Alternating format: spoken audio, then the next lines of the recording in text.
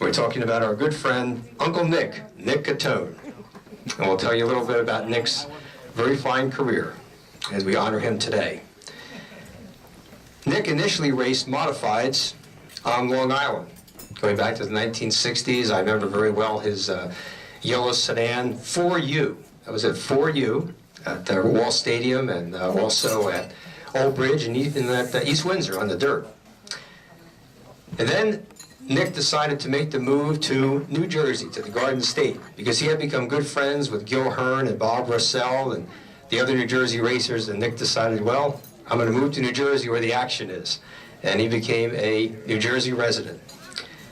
Now, Nick competed well into the 1970s, 80s. Maybe took a few years off here and there to raise a wonderful family, but has come back into competition running with the micro stocks and doing a great job of it. And he's also one of the sport's true gentlemen by every definition. Now, in a few moments, I'm going to introduce our president, Ray Shea, who has some special memories about Nick relating to a modified that Nick built back in the 1970s that went on to become one of the most famous cars in the Northeast. But again, Uncle Nick Cottone today, and that's what the fans call him and his fellow racers, Uncle Nick. He is one of the most popular on the track, racing at Wall Stadium and other speedways, but especially at Wall locally in the Sunday series with the micro stocks. He drives as number 5. So he's gone full circle at Wall Stadium, racing there back in the 1960s and now racing there on Sunday afternoons, and is again a very, very popular competitor. By the way, of course, Nick is 70-something? 70-something, right? Somewhere in there. Okay. Ladies and gentlemen, Nick Cottone is certainly one of the great racers in the sport, and today the Garden State Vintage Stock Car Club is proud to honor him with our Lifetime Achievement Award. Nick, if you could come forward.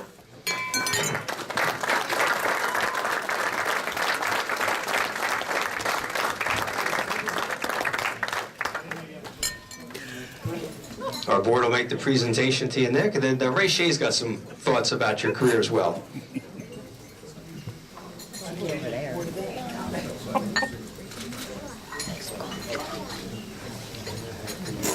Okay, Ray, we'll turn it over to you.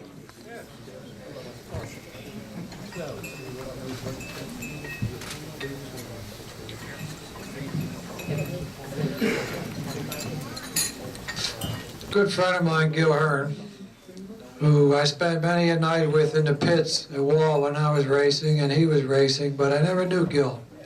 Other than I'd pass him in the pits and I'd say, hi, how you doing? It wasn't until this club was formed that I really got to know Gil and formed a good friendship. Well, I had purchased the number 7 coupe that Joe Severage won the championship at Wall Stadium with. And I knew that the car was a former Tom Baldwin car. And I was always under the impression that Tom Baldwin had built this car in the early 70s. And as time went on, I kept learning more and more about the car, and I found out that a guy named Jerry Klaus was the first driver of the car on Long Island. And I figured he built the car. So I got together with him and we met out at Motorsports in Pennsylvania one year and had a notepad and pen, going to take down all the history of the car. And through Gil I had met Nick. Knew Nick through Gil, and I asked this guy, Jerry, I said, tell me when you built this car. And he goes, well, I didn't build it. I'm like, well, Tom didn't build it, and you didn't build it. Who built it? He says, oh, we bought it from a guy named Nick Cottone. I'm like, well, I know Nick. Well, apparently, what was it? Now I found out it goes back to the early 60s. I built the car in the winter of 62. 62. So you never stop finding out things about what you got. So the history of the car came full circle.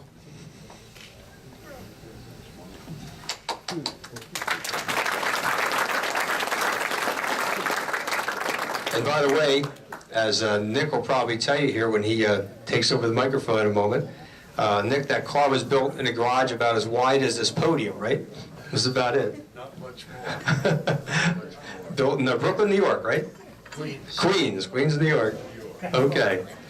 Ladies and gentlemen, our Lifetime Achievement honoree, Nick Cottone. Nick?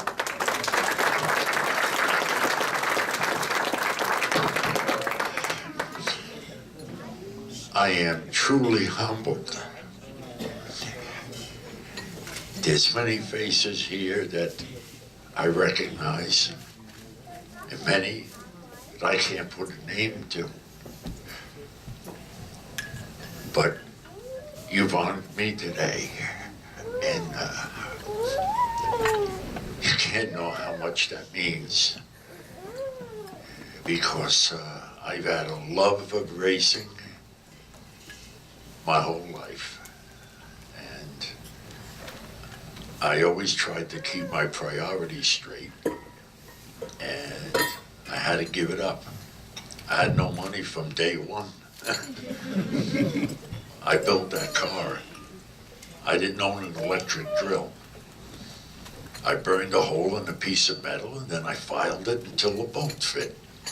But I was determined that I was going to have it.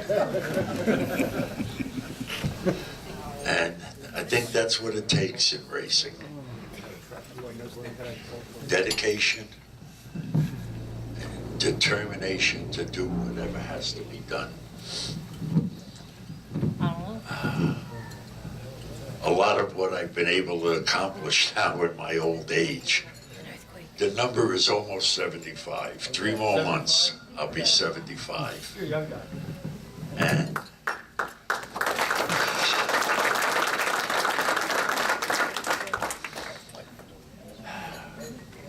my support, my strength,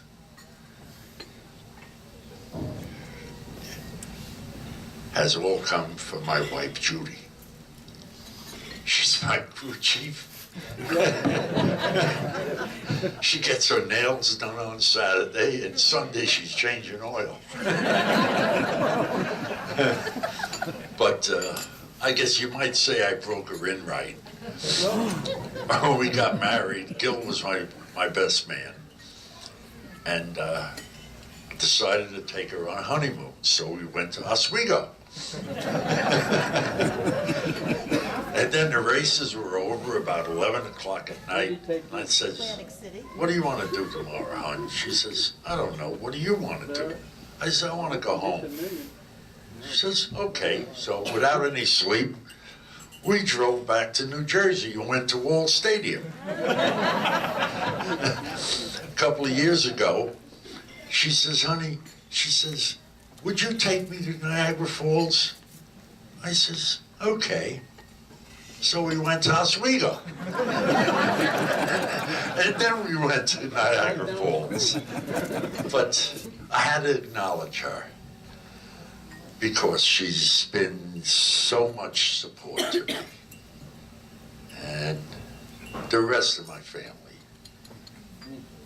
Life is all about family. Family first.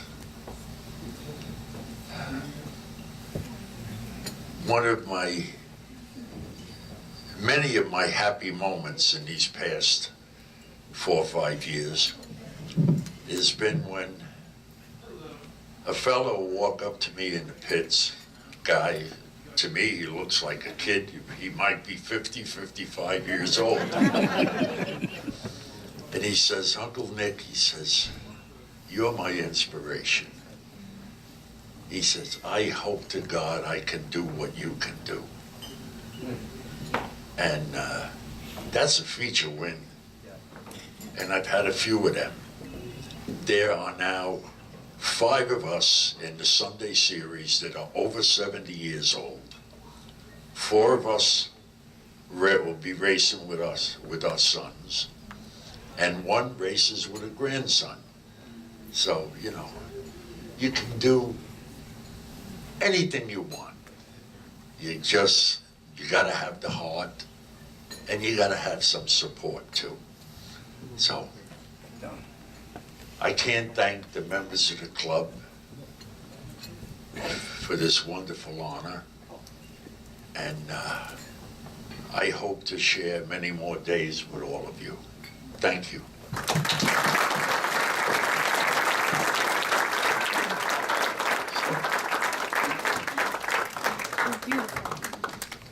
Boy, what a grand gentleman indeed.